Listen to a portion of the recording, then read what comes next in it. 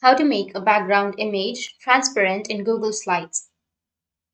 So if you want to make a background image transparent in Google Slides, then what you need to do is you just need to simply go with Insert, which is on the upper left, and go with Image, and go with Upload from Computer, and insert the image. Once you've inserted the image, you just need to simply adjust your image.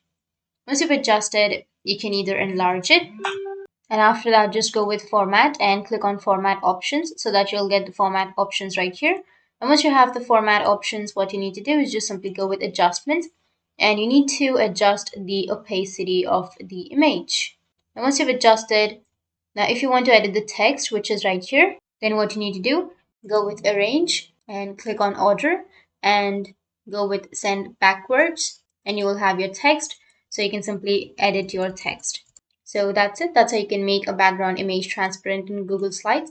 And if you have any questions, feel free to comment below. Thanks for watching.